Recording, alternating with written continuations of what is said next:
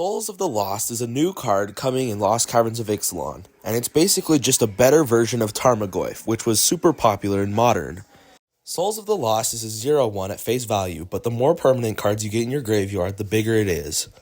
It costs 2 mana and sacrificing or discarding a permanent card, but for this card, that's actually a good thing. It's not really a downside to be sacrificing or discarding. In the deck I built around this card, I run some other cards like it.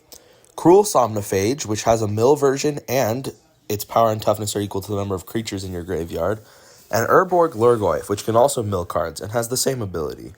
Apart from those creatures, I'm also running creatures that help to fill your graveyard faster. Gnawing Vermin is a 1-drop that you can choose to mill yourself too. Fairy Dream Thief is a 1-drop that surveils, which you can put that card into your graveyard if you want to.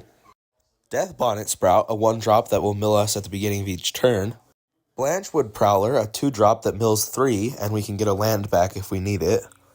And Wary Thespian, which can surveil us 2 when it enters and dies. Despite this deck mostly wanting creature spells in the graveyard, there's also some non-creature spells in this deck. Souls of the Lost cares about permanence, and battles are permanents, so if you mill an Invasion of Amonkhet, it still works in the graveyard, and if you play it, it's a great way to fill up your graveyard. Artifacts are also permanents, and the Ever-Flowing Well is a great spell which mills 2 and draws 2, which are both upside for us, for just 3 mana. The only non-permanent card in this deck is Seed of Hope, 1 mana to mill 2 cards, and if we accidentally mill one of our great creatures, we can bring it back to our hand. We also gain some life to help us against aggro decks. Despite having many great mill and surveil outlets, these are not even the best part of the deck. The best part is actually its mana base.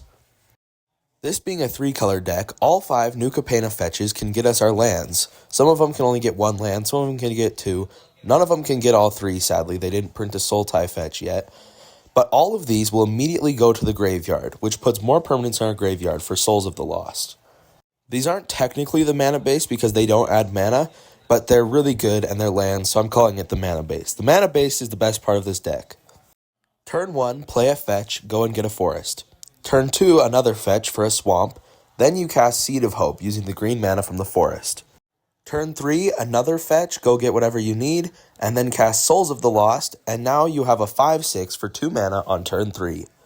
With so many 1-drops in the deck, it is not unlikely that the deck will pull off this exact sequence. If not, you'll get it down turn 4 and have a 7/8 instead.